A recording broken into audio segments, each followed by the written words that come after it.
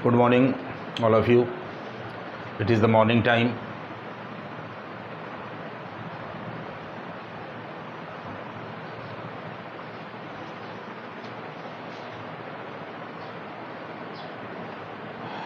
कल आप लोगों को हमने फंक्शन पढ़ाया था और कॉन्टिन्यूसली हम आप लोगों को फंक्शन ही पढ़ा रहे हैं।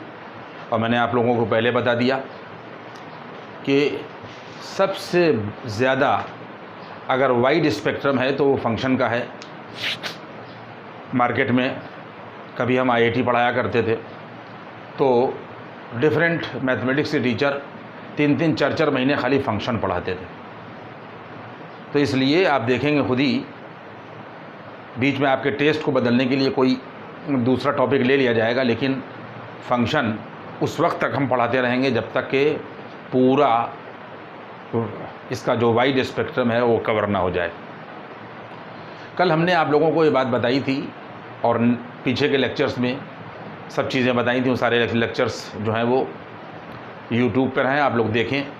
और अगर आप लोगों को ये लगे कि उससे आप लोगों को फ़ायदा हो रहा है तो उसको सब्सक्राइब करना ना भूलिएगा, कि जिससे हमको और आगे बनाने में जो है वो अच्छा लगे। कल हमने आप लोगों को ये बात बताई थी, डोमेन रेंजेस पे बात चल रही थी, फंक्शन है या नहीं है के पर बात चल रही थी, इनइक्वालिटीज़ पे, इंटरवल्स वगैरह पे बात चल रही थी। आज बात यहाँ पर पहुँची कि अगर हमारे पास में ट्रिग्नोमेट्रिकल फंक्शंस की बात चल रही थी कि अगर हमारे पास में यहाँ के पर y बराबर यहाँ के पर ये cot x है, तो cot x जो है ये यहाँ के पर ये cos x और अपान यहाँ के पर ये sin x होता है। और डोमेन के उसमें हमने आपको रिकॉर्डिंग बता दिया था कि डिनोमिनेटर जो है वो ज़ीरो नहीं होना चाहिए। अगर डिनोमिनेटर जिन पॉइंट्स पर ज़ीरो हो जाएगा उसके ऊपर फंक्शन अनडिफाइन हो जाएगा और उन पॉइंट्स को हम डोमेन की कैटेगरी से हटा देंगे। यानी इसका मतलब ये हो गया कि sin x, ये देखिए sin x should not equal to zero, denominator में यहाँ के ऊपर ये है। अब एक बात आप ये समझ लें, यहाँ के ऊपर मैं ये रेड पेन से यहाँ पर लिखे दे रहा हूँ कि 3 चीज़ें हैं कि अगर ये ट्रिग्नोमेट्रिकल इक्वेशन में आप लोगों ने पढ़ा है कि sin थीटा बराबर 0 इम्प्लाइज दैट यहाँ के पर ये थीटा बराबर यहाँ के पर एन पाई, ये जनरल एन इंटीजर को बिलोंग करेगा। कॉस थीटा बराबर अगर यहाँ के पर ये 0 है तो इम्प्लाइज दैट थीटा बराबर यहाँ के पर ऑड मल्टीपल ऑफ यहाँ के पर ये π/2 का। इसका बहुत डिस्क्रिप्शन मैं आपको नहीं दे रहा हूँ। ट्रिग्नोमेट्रिकल इक्वेशन में ये फार्मूले हैं, जनरल वैल्यूज़ हैं कि अगर साइन थीटा 0 के बराबर है तो थीटा एन पाई होगा। यानी कहने का मतलब ये हो गया कि एन की जगह पर अगर आप कोई भी इंटीजर रखें, मान लीजिए कि 0 रखें तो थीटा बराबर 0 मिलेगा और उस 0 को जब यहाँ रखिएगा तो रिज़ल्ट 0 ही आएगा। एन की जगह के ऊपर अगर आप +1 लीजिएगा तो थीटा बराबर आपको पाई मिलेगा और पाई जब आप यहाँ रखेंगे तो साइन पाई 0 ही मिलेगा। इस तरीके से एन बराबर -1 +2 -2 +3 -3 से जो थीटा की वैल्यूज़ आएंगी वो यहाँ पे हम रखते जाएंगे तो रिज़ल्ट 0 ही आता जाएगा। इस अकेले फार्मूले में थीटा की वो सारी वैल्यूज़ एब्जॉर्ब हो जाएंगी कि जिससे साइन थीटा 0 होगा। यही यहाँ पर होगा कि अगर कॉस थीटा 0 है तो थीटा ऑड मल्टीपल ऑफ π/2 होगा। और अगर टेन थीटा यहाँ के पर ये 0 है तो इम्प्लाइज दैट यहाँ के पर थीटा बराबर यहाँ के पर ये एन पाई होगा। ये 3 वैल्यूज़ लिखना ज़रूरी थी क्योंकि मैं चाहता हूँ कि जो भी चीज़ आपको बताई जाए मैक्सिमम उसका क्लैरिफिकेशन दे दिया जाए। कहा यह जा रहा है कि y बराबर अगर cot x है और इसके डोमेन की बात की जाए तो न्यूमरेटर और डिनोमिनेटर में denominator should not be equal to 0। इसका मतलब ये है कि साइन, ये देखिए साइन थीटा बराबर 0 तो थीटा बराबर n pi. Sine x is not equal to 0 implies that यहाँ के पर implies that x is not equal to यहाँ के पर एन पाई। x की वैल्यू एन पाई नहीं ली जाएगी। अगर x की जगह पर एन पाई, जहाँ पर n कोई भी इंटीजर हो, अगर हम यहाँ पर रख दें तो डिनोमिनेटर 0 हो जाएगा और रिज़ल्ट अनडिफाइन हो जाएगा। तो इसका मतलब ये हो जाएगा कि डोमेन ऑफ जो यहाँ के पर फंक्शन जो है वो यहाँ के पर ऑल रियल नंबर, सारे रियल नंबर लिए जाएंगे। लिखा जाएगा एक्सेप्ट, यहाँ पे लिखा जाएगा एक्सेप्ट x बराबर यहाँ के पर एन पाई। और उसके बाद में यहाँ के पर जो रेंज होगी फंक्शन की, यहाँ के पर फंक्शन की जो यहाँ के पर रेंज होगी ये यहाँ के पर ये ऑल रियल्स होगी। ये देखिए यहाँ के पर ये ऑल रियल्स। हमने आपको पहले बता दिया था कि डोमेन जो है अगर हमें पता है तो उस डोमेन से हम लोग वैल्यूज़ वेरिएबल की जगह पर, इंडिपेंडेंट वेरिएबल की जगह पर इन्हें एक्स की जगह पर रखते हैं और करस्पॉन्डिंग जो वाई की वैल्यूज़ मिलती जाती हैं वो रेंज कहलाती है। यहाँ पर हमने आपको डोमेन पूरा डिफाइन कर दिया कि डिनोमिनेटर ज़ीरो नहीं होना चाहिए, इसके लिए x is not equal to n pi. इसका मतलब सारी रियल वैल्यूज़ जो हैं वो लिए जाएंगी, ऑल रियल्स यहाँ के पर लिखा गया है, यहाँ के पर ये, यहाँ के पर ऑल रियल्स एक्सेप्ट x बराबर यहाँ के पर n पाई, और रेंज इसका यहाँ के ऊपर फंक्शन का ऑल रियल होगा। इसके बाद में यहाँ के पर y बराबर यहाँ के पर ये सेक x होगा। ये देखिए यहाँ के पर सेक x, ये देखिए ये फंक्शन लिया जा रहा है, तो सेक x जो है यहाँ के पर ये 1/, यहाँ के पर ये कॉज x होगा। और जब हम डोमेन की बात करेंगे तो denominator should not equal to यहाँ के पर zero, denominator should not equal to zero. Denominator should not equal to zero का मतलब ये हो गया कि implies that x is not equal to odd multiple of π/2, यानी इसका मतलब ये हो जाएगा x is not equal to यहाँ के पर ये हो जाएगा ऑड मल्टीपल ऑफ π/2। अगर हम n की जगह पर यहाँ पर 0 रखेंगे तो थीटा की वैल्यू π/2 मिलेगी, और अगर हम यहाँ पर π/2 रखेंगे तो 0 मिलेगा। n की करेस्पॉन्डिंग वैल्यूज़ इंटीजर के करेस्पॉन्डिंग 0 ले लें, +1 ले लें, -1 ले लें, जो भी थीटा की सीरीज़ मिलेगी, पूरी सीरीज़ से कोई भी वैल्यू यहाँ पर रखी जाएगी तो रिज़ल्ट 0 आ जाएगा। तो इस अकेले जनरल फार्मूले में थीटा की वो सारी वैल्यूज़ जो हैं वो समा जाएंगी, एब्जॉर्ब हो जाएंगी, जो यहाँ रखी जाएँ तो रिज़ल्ट 0 मिलेगा। तो denominator should not equal to 0, x is not equal to यहाँ के पर 2n प्लस और यहाँ के पर ये π/2। इसका मतलब ये है कि डोमेन ऑफ द यहाँ के पर जो फंक्शन है यहाँ के पर ये ऑल रियल्स हो जाएगा। देखिए ऑल रियल्स, और यहाँ पे लिखा जाएगा एक्सेप्ट यहाँ के पर x इज़ इक्वल टू यहाँ के पर 2n और प्लस यहाँ के पर π/2। और इसके फंक्शन की यहाँ के पर जो रेंज होगी, यहाँ के पर रेंज ऑफ द फंक्शन आप ध्यान दे लीजिएगा। यहाँ के पर जो अब देखिए हम यहाँ के पर ग्राफ नहीं बना पा रहे हैं, आगे कभी अगर हमको मौका मिला तो हम आपको यहाँ के पर ग्राफ दिखाएंगे, उससे रेंजेस समझाएंगे। यहाँ के पर जो यहाँ के पर रेंज होगी y less than or equal to -1 और y greater than or equal to यहाँ के पर 1 होगा। देखिए ये होगा, इसको इंटरवल की शक्ल में लिखने का तरीका देखिए ये होगा, ये रेंज है, यहाँ के पर ये -1 होगा और ये क्लोज इंटरवल है, तो क्लोज इंटरवल देखिए ये लगा दिया गया और डायरेक्शन इधर जा रहा है, तो आ जाएगा यहाँ के पर -∞। और ये हम आपको बता चुके हैं कि इन्फिनिटी पे हमेशा ओपन होता है, और इसका मतलब इसको भी शामिल करेंगे तो यूनियन लगा देंगे, फिर 1 लिख देंगे, और 1 पर क्लोज इंटरवल है, देखिए ये लगा दिया और डायरेक्शन इधर जा रहा है, तो ये आ जाएगा यहाँ के पर ये +∞। देखिए फंक्शन की रेंज ये होगी। एक बात आप समझ लें कि अगर हम रियल नंबर लाइन लें और इस रियल नंबर लाइन पर, अगर हम इस रियल नंबर लाइन पर यहाँ के ऊपर ये देखिए, यहाँ के ऊपर ये हम लोग यहाँ के ऊपर ये -1 रखें और यहाँ के ऊपर ये हम लोग यहाँ के ऊपर ये +1 रखें, तो ये जो हिस्सा होगा यहाँ के ऊपर ये y ग्रेटर देन -1 होगा और लेस देन यहाँ के ऊपर ये 1 होगा। सारे लोग इस बात को गौर से समझ लें।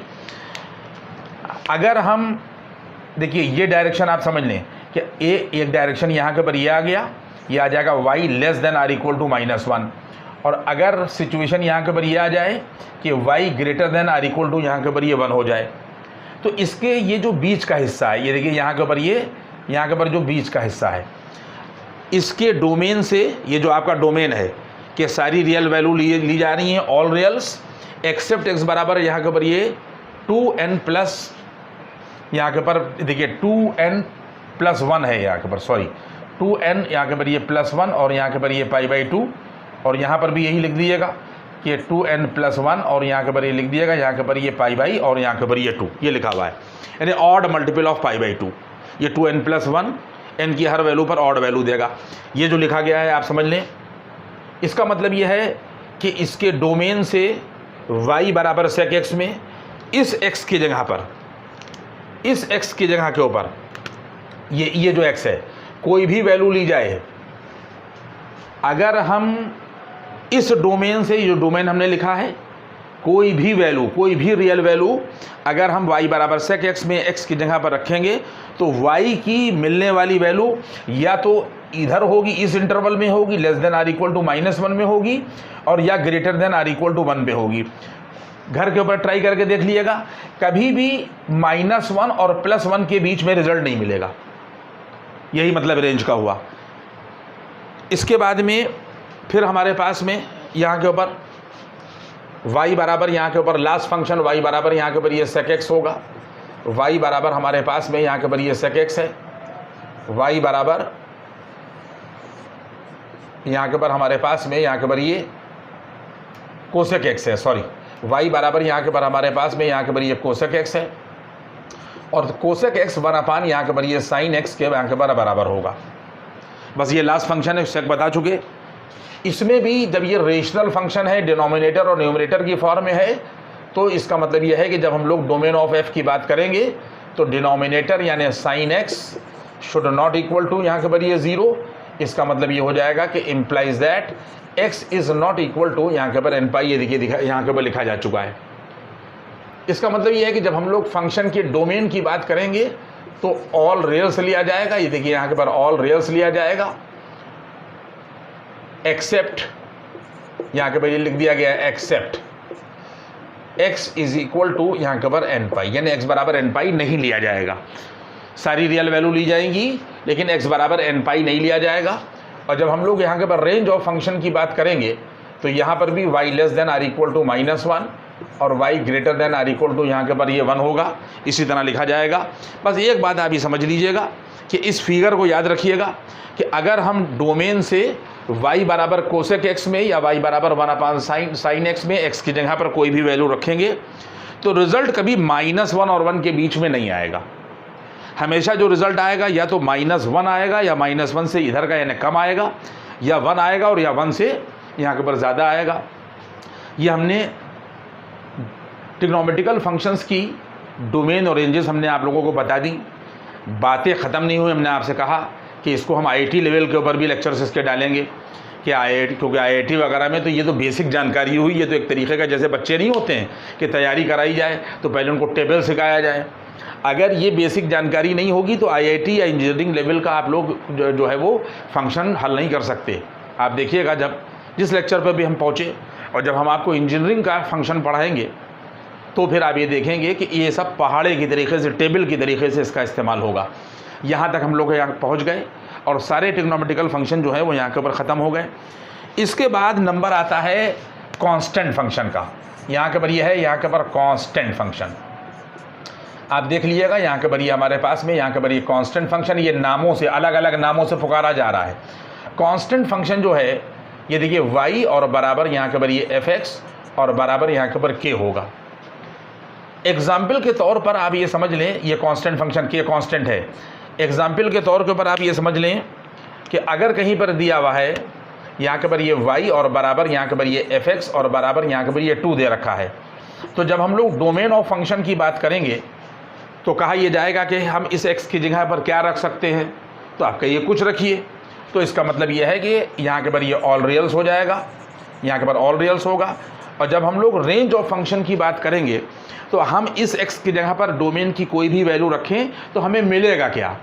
हम इस x की जगह पर कोई भी रियल वैल्यू रखेंगे लेकिन 2 ही मिलता जाएगा।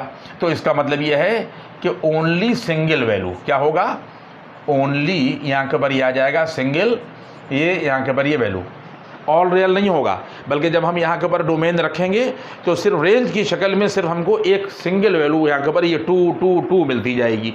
तो रेंज जो हो जाएगी वो यहाँ के ऊपर ये हो जाएगी सिंगल वैल्यू।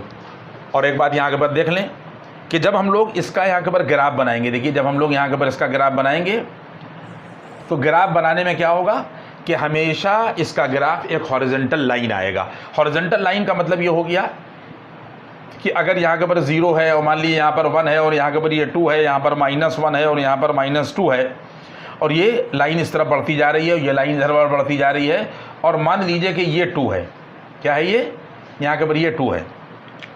तो याद रखिएगा कि हम इस x की जगह पर 1 रखें तब भी 2 मिलेगा, अगर 2 रखें तब भी 2 मिलेगा, -1 रखें तब भी 2 मिलेगा, -2 रखें तब भी 2 मिलेगा। और जब हम इन पॉइंट्स को मिला देंगे, यानी ये पॉइंट मिला दिया, ये पॉइंट मिला दिया, और उसके बाद में मान लीजिए 0 रखा तो 2 मिला, -1 रखा तो 2 मिला, -2 रखा तो 2 मिला। तो इसका मतलब ये है कि ये लाइन इसी तरीके से सीधी इधर बढ़ती जाएगी और ये लाइन सीधी इधर वाल यहाँ के ऊपर बढ़ती जाएगी और यहाँ से और यहाँ तक की जो इसकी डिस्टेंस है वो यहाँ के ऊपर ये 2 होगी।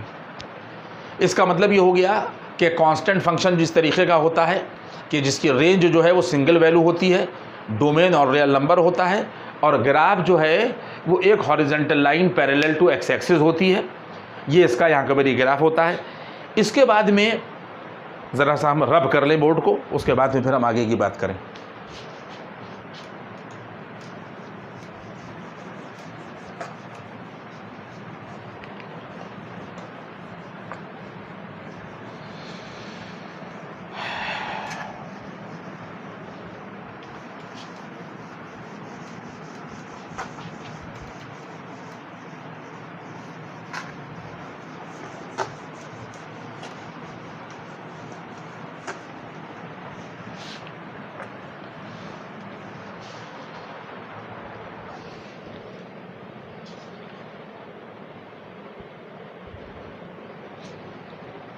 देखिए इसके बाद में नंबर आता है आइडेंटिटी फंक्शन का। ये नाम होता है और नाम से आप फंक्शन की प्रॉपर्टी को पहचानिएगा। ये यहाँ के ऊपर ये आइडेंटिटी फंक्शन है और आइडेंटिटी फंक्शन यहाँ के ऊपर ये होता है y बराबर, या देखिए यहाँ के ऊपर ये y बराबर, यहाँ के ऊपर ये fx और बराबर यहाँ के ऊपर ये x होता है। फॉर एवरी x यहाँ के ऊपर बिलोंग टू यहाँ के ऊपर रियल नंबर, ये है आइडेंटिटी फंक्शन की पहचान। ये है कि y बराबर fx बराबर यहाँ के ऊपर x होता है। जब हम इसके डोमेन की बात करते हैं तो यहाँ के ऊपर ऑल रियल्स, यहाँ के ऊपर ये, यहाँ के ऊपर ये ऑल और यहाँ के ऊपर रियल्स होता है। कोई भी रियल नंबर वैल्यू रखी जाए तो ये फंक्शन जो है वो डिफाइन होगा। और जब हम लोग यहाँ के ऊपर रेंज ऑफ फंक्शन की बात करेंगे तो यहाँ के ऊपर हमारे पास में रेंज जो है यहाँ के ऊपर ऑल रियल्स आएगी, यानी डोमेन भी ऑल रियल होगा और रेंज भी ऑल रियल होगी। लेकिन एक बात आप यहाँ पे समझ लें कि इफ़ यहाँ के ऊपर अगर हम लोग x बराबर 0 रखेंगे तो y बराबर 0 मिलेगा। अगर हम x बराबर यहाँ के ऊपर 1 रखेंगे तो y बराबर यहाँ पर 1 मिलेगा। अगर हम x बराबर यहाँ के ऊपर ये 2 रखेंगे तो y बराबर ये 2 मिलेगा। ये है पहचान, यहाँ के ऊपर ये पहचान है कि ऐसा फंक्शन जिसमें इनपुट फंक्शन मशीन याद रखिए और आउटपुट बराबर हो, ऐसा फंक्शन ये x की हर वैल्यू के लिए define, domain all real number. जब भी हम कोई वैल्यू रखेंगे कोई ना कोई रियल वैल्यू मिलेगी, रेंज और रियल। इसके बाद में आप इससे देख लिए कि 0 रखा तो 0 ही मिला। इनपुट में अगर हमने 1 रखा तो आउटपुट में 1 ही मिला। इनपुट में अगर हमने 2 रखा तो आउटपुट में हमें 2 ही मिला। इसका मतलब इनपुट और आउटपुट किसी भी फंक्शन में अगर बराबर हों तो उसको हम लोग आइडेंटिटी फंक्शन कहते हैं। ये हुआ ये मामला। और इसके बाद में यहाँ के ऊपर ये है स्टेप और सिग्नम फंक्शन। स्टेप और यहाँ के ऊपर ये हमारे पास में यहाँ के ऊपर ये सिग्नम फंक्शन। स्टेप और सिग्नम फंक्शन को आप ये देख लें कि y बराबर, ये देखिए यहाँ के ऊपर ये y बराबर यहाँ के ऊपर मॉड x और अपान यहाँ के ऊपर x is not equal to यहाँ के ऊपर 0 और y बराबर 0 और यहाँ के ऊपर ये आ जाएगा x बराबर 0। देखिए यहाँ के ऊपर ये y बराबर SGN लिखा जाता है, ये SGN लिखा जाता है और ब्रैकेट में x लिखा जाता है। ये स्टेप और सिग्नम फंक्शन है। y बराबर यहाँ के ऊपर ये सिग्नम और यहाँ के ऊपर x लिखा गया और मॉड x अपान यहाँ के ऊपर x कर दिया गया और comma x is not equal to 0 और यहाँ के ऊपर x बराबर 0। अब बच्चे सारे यहाँ के ऊपर समझ लें कि जो मॉड x होता है, जो देखिए यहाँ के ऊपर ये मॉड x होता है, ये हम आपको बता चुके एब्सोल्यूट वैल्यू फंक्शन में, और यहाँ पर -x होता है और कंडीशन होती है x greater than or equal to 0 और यहाँ के ऊपर ये आ जाता है यहाँ के ऊपर x लेस देन 0। ये देख लीजिएगा इस चीज़ को। अगर हम y इज इक्वल टू यहाँ के ऊपर ये देख लिए y बराबर, अगर हम लोग यहाँ के ऊपर सिग्नम फंक्शन लें, देखिए यहाँ पे पहुँचा और यहाँ पर इसका वेरिएबल रख दिया और इसके बाद में बराबर का हम लोगों ने यहाँ के ऊपर निशान लगाया और बराबर का निशान लगाने के बाद में जहाँ पर देखिए x is not equal to 0, यानी रियल नंबर लाइन अगर हमारे पास में ये है और यहाँ पर 0 है तो ये x लेस देन 0 होगा, ये x ग्रेटर देन 0 होगा, और ये वाला जो पॉइंट है x बराबर 0 होगा। कहता है कि अगर x 0 के बराबर नहीं है, अगर x 0 के बराबर नहीं है तो इसका मतलब यह है कि या तो x लेस देन 0 होगा और या x ग्रेटर देन 0 होगा। ये y बराबर सिग्नम फंक्शन x लिखा गया, यहाँ पर है बात, और इस मॉड x की जगह के ऊपर x कर दिया गया और अपान यहाँ के ऊपर x कर दिया गया, और कंडीशन यहाँ के ऊपर लगा दी if x greater than 0। x greater than 0 का मतलब क्या हो गया कि जब हम लोग x ग्रेटर देन 0 लेंगे तो मॉड x जो है वो x के बराबर होगा। तो जब हमने x ग्रेटर देन 0 लिया तो इस मॉड x की जगह पर हम लोगों ने x लिख दिया और कंडीशन ये होल्ड करा दी। अब हम यहाँ पर आए और इसके बाद में हम लोगों ने यहाँ के ऊपर ये देखिए, यहाँ के ऊपर ये आगे बढ़े और ये हम लोगों ने यहाँ के ऊपर ये माइनस x लिया और अपान यहाँ के ऊपर x लिया। इस मॉड x की जगह पर माइनस x रख दिया, यानी ये रख दिया, और अपान ये वाला x ये रख दिया। तो अब कंडीशन क्या होल्ड करेगी, x लेस देन 0। तो यहाँ के ऊपर ये आ जाएगा x लेस देन 0, और हम लोग आगे बढ़े और जब हम लोग 0 लेंगे यानी 0 लेंगे तो x किसके बराबर हो जाएगा, 0 के बराबर हो जाएगा। तो ये वैल्यू आ जाएगी x बराबर 0। इसका मतलब ये हुआ कि पूरा फंक्शन, पूरा ये सिग्नम फंक्शन डिफाइन होने के बाद क्या आया, y इज इक्वल टू यहाँ के ऊपर ये हमारे पास में सिग्नम फंक्शन ऑफ यहाँ के ऊपर x हुआ, और x और x ये कट जाएगा, देखिए 1 आ जाएगा, ये आ जाएगा यहाँ के ऊपर x, यहाँ के ऊपर ग्रेटर देन 0। इसके बाद में x बराबर 0 पर 0 हो जाएगा, ये देखिए यहाँ के ऊपर x बराबर 0 पर 0 हो गया। अगर हम लोग x लेस देन 0 लेंगे, ये देखिए, तो x और x यहाँ पर कट जाएगा और ये आ जाएगा -1। सारे बच्चे इस बात को याद रखेंगे, मैंने आपसे पहले बता दिया कि आप बहुत बड़े क्लास में पढ़ रहे हों जहाँ IIT के बड़े बड़े सवाल हो रहे हों, तो ये सब चीज़ें टेबल की तरीके से इस्तेमाल होंगी। वो डायरेक्ट लिख देगा 2 9 18। अब आपकी समझ में आया बात या ना समझ में आए, आपने 2 का टेबल नहीं रटा, आपको नहीं आता, तो वैल्यू क्या हो जाएगी। अब सिग्नम फंक्शन ये है, सारी जानकारियाँ आपके दिमाग में रहना चाहिए, तब इस पर आप बड़ा सवाल ऑपरेट कर पाइएगा। ये सारा कंसेप्ट आपके दिमाग में रहना चाहिए। यहाँ से सिग्नम फंक्शन शुरू होता है, एब्सोल्यूट वैल्यू फंक्शन का कंसेप्ट इसके अंदर लगता है, और ड्राइव होने के बाद, रीडिफाइन होने के बाद में जो फंक्शन आता है, x ग्रेटर देन 0 पर 1 आता है, x बराबर 0 पर 0 आता है, x लेस देन 0 पर -1 आता है। अब अगर ये बात कही जाए तो ये भी आपके दिमाग में होना चाहिए कि अगर हम इसका ग्राफ खींच दें, अगर हम इसका ग्राफ खींचें, देखिए सबसे बड़ी मुश्किल ये होती है कि जो पीस वाइज फंक्शन दिए हुए होते हैं, ये एक ही फंक्शन है लेकिन अलग अलग पीस में डिवाइडेड है, इसका ग्राफ खींचने में बड़ी प्रॉब्लम आती है। अब देखिए ग्राफ मैं खींच रहा हूँ कि अगर x बराबर 0 है, अगर x बराबर 0 है तो y बराबर भी 0 ही है। इसका मतलब ये हो गया कि ये सॉलिड डॉट से रिप्रेजेंट होगा। सॉलिड डॉट से इसलिए रिप्रेजेंट होगा क्योंकि x बराबर 0 के बराबर 0 है, तो 0,0 जो पॉइंट होगा सिग्नम फंक्शन में, ये सॉलिड डॉट से रिप्रेजेंट होगा। क्यों? क्योंकि हमें इसको ग्राफ का पार्ट दिखाना है। अगर हम x ग्रेटर देन 0 लें, बच्चों समझ लो कि ये x बराबर 0 है और ये x ग्रेटर देन 0 है, और जब हम इधर चलेंगे तो ये x लेस देन 0 होगा। जब हम x ग्रेटर देन 0 पर चलेंगे तो y बराबर ये 1 बना रहेगा। अभी हमने कांस्टेंट फंक्शन आपको पढ़ाया था, हम x ग्रेटर देन 0 पर कोई भी वैल्यू लें लेकिन y बराबर 1 कांस्टेंट बना रहेगा। इसका मतलब ये है कि x ग्रेटर देन 0 के ऊपर, ये देखिए यहाँ के ऊपर ये 1 है, ये देखिए यहाँ के ऊपर 1 है, और बहुत कायदे से बात को आप समझ लीजिए, हम लोग अगर x बराबर 0 लेंगे तब तो पॉइंट y एक्सिस पर आएगा, क्योंकि x बराबर 0 इक्वेशन ऑफ y एक्सिस हो गया। लेकिन यहाँ पर x ग्रेटर देन 0 है। x ग्रेटर देन 0 का मतलब ये हो गया कि हम लोग 0 को छोड़ देंगे, और अगर हम लोग 0 को छोड़ देंगे तो इसका मतलब y एक्सिस को छोड़ देंगे, तो इसका मतलब ये है कि हम लोग इसके ऊपर हॉलो डॉट रिप्रेजेंट करेंगे, क्योंकि x बराबर 0 हम नहीं ले रहे हैं, इसलिए हमने y एक्सिस पर हॉलो डॉट दिखाया। अब इसके बाद में जैसे जैसे हम इधर बढ़ेंगे, मान लिया x ग्रेटर देन 0 पर हमने 1 लिया, तो 1 के करस्पॉन्डिंग 1 कांस्टेंट वैल्यू बनी रहेगी। इसका मतलब यहाँ के पर पॉइंट आएगा।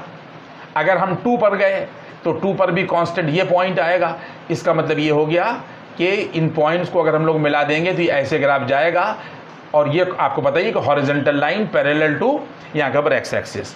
इसी तरीके से y बराबर सिग्नम फंक्शन में -1 x<0 पर बन रहा है, यहाँ पर भी x बराबर 0 नहीं ले रहे हैं। तो अगर यहाँ के ऊपर ये देखिए -1 है तो x<0 के ऊपर हम लोग 0 नहीं ले रहे। अगर हम 0 नहीं ले रहे तो इसका मतलब ये है कि हमें y एक्सिस को छोड़ना पड़ेगा, हम लोग इस पर हॉलो डॉट लेंगे।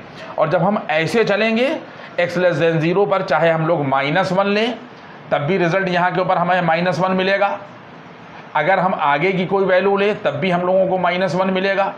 इसका मतलब ये हो गया कि हम लोग इस ग्राफ को इस तरीके से, तो ये पॉइंट होगा और ये पॉइंट होगा, इसका मतलब अलाइन पैरेलल टू यहाँ के ऊपर ये एक्स एक्सिस। तो हॉरिजॉन्टल लाइन यहाँ पर भी खींचेगी, हॉरिजॉन्टल लाइन यहाँ पर भी खींचेगी, और x बराबर 0 पर 0 आ रहा है तो इंक्लूडिंग पॉइंट होगा, ये होगा। देखिए ये यहाँ के ऊपर ये हमारे पास में 0,0 इंक्लूडेड पॉइंट होगा। फिर ग्रेटर देन 0 पर ये हॉरिजॉन्टल लाइन होगी, ये ठीक है, और यहाँ से और यहाँ तक जो डिस्टेंस है ये 1 बनी रहेगी। यहाँ से और यहाँ तक की जो डिस्टेंस है ये -1 यानी 1 यूनिट जो है बनी रहेगी, न्यूमेरिकली 1 ही होगा, खाली साइन जो है माइनस का। ये भी डिस्टेंस 1 से होगी और ये भी डिस्टेंस 1 होगी। ये पूरा ग्राफ हो गया, आप देख लिए। तो जब हम लोग IIT में कोई भी सवाल लगाएंगे और अगर हमें सिग्नम फंक्शन के बारे में ही नहीं पता, हमें डोमेन के बारे में नहीं पता, हमें रेंजेस के बारे में ही नहीं पता, या जो भी चीज़ें आपको इसके अंदर पढ़ाई गई हैं, मान लीजिए किसी इंटरवल को लिखना है, जैसे वाइल अभी हमने कोसेक एक्स के डोमेन और रेंजेस को लिखा था y<r=1 को, अब हमें इंटरवल की फॉर्म में लिखना ही नहीं आता, तो आप कभी भी बड़े सवाल नहीं लगा पाइएगा।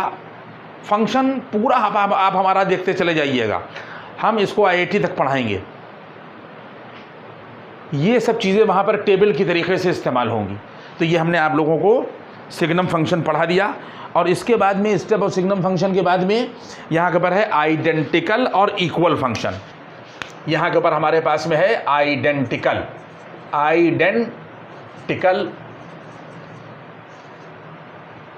और इक्वल फंक्शन, और यहाँ के ऊपर ये इक्वल फंक्शन। ये हेडिंग होगी आपकी, आप देख लें, आइडेंटिकल और इक्वल फंक्शन, ये आपकी हेडिंग होगी। आइडेंटिकल और इक्वल, अब वही है कि जैसे ही आपके सामने कहे टीचर कि आइडेंटिकल और इक्वल फंक्शन, तो आपके दिमाग में फ़ौरन कॉन्सेप्ट आना चाहिए कि भाई किसे कहते हैं आइडेंटिकल और इक्वल फंक्शन। ऐसा कोई फंक्शन जिसकी डोमेन और रेंजेस बराबर होती हैं, उनको हम लोग आइडेंटिकल या इक्वल फंक्शन कहते हैं। अब यहाँ के ऊपर हम जो है वो लिखे देते हैं कि इफ़ ये देखिए लिख दिया गया, if domain of function is equal to range of function, then यहाँ के ऊपर ये फंक्शन, देन यहाँ के ऊपर ये फंक्शन इज कॉल्ड, यहाँ के ऊपर इज, यहाँ के ऊपर ये कॉल्ड आइडेंटिकल, यहाँ के ऊपर ये टिकल, और यहाँ के ऊपर ये इक्वल, यहाँ के ऊपर फंक्शन। तो यहाँ तक बात पहुँची। आज हमने जो भी हमारे दिमाग में फंक्शन थे, सारे फंक्शन हमने आपको बता दिए। इसमें एक पॉइंट ये भी रह गया है इन्वर्स ट्रिग्नोमेट्रिक फंक्शंस का। अगर हम उसको पढ़ाएंगे तो मुझे लगता है कि बच्चे जो हैं वो बोर होने लगेंगे, इसलिए इन्वर्स ट्रिग्नोमेट्रिक फंक्शन को, ITF को हम लोग अलग से पढ़ेंगे।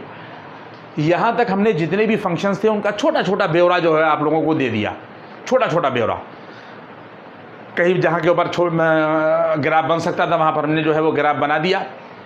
कल हम आपको, अब सामने की बात है, अगर हमने मान ली पढ़ लिया और हम उसको अप्लाई करना नहीं जानते, हमने मैकेनिकल इंजीनियरिंग कर ली और हम उनकी एप्लीकेशंस नहीं जानते, तो आप समझ ही रहे हैं फिर क्या होगा कि पुल गिरेंगे। बहुत से इंजीनियर ऐसे हैं, अब तो आप लोग न्यूज़ में सुनते रहते होंगे फलाना पुल गिर गया। क्यों? क्योंकि उनको पढ़ाया गया, एक तो उन्होंने उस वक्त ध्यान नहीं दिया, और उसके बाद में अगर ध्यान दिया भी तो फिर यहाँ पर उसको वो अप्लाई नहीं कर पा रहे हैं, वो स्ट्रेस और स्ट्रेन नहीं निकाल पा रहे हैं, फोर्सेस का बैलेंस नहीं दिखा पा रहे हैं, तभी ये पुल जो है वो यहाँ के ऊपर गिर रहा है। मटेरियल तो घटिया ही है, लेकिन उसके बाद में भी क्या हो रहा है कि उनको स्ट्रेन नहीं निकालना आता। उनको जो बातें बताई गई हैं कि भाई आप पुल बनाते वक्त इन सब बातों का ध्यान रखिएगा कि साहब आप इस तरीके से लोड कैलकुलेट करिएगा कि इतना जो है इसके ऊपर से अगर लोड निकल जाए तो कोई फ़र्क ना पड़े पुल पर, उन्हें कुछ नहीं आता।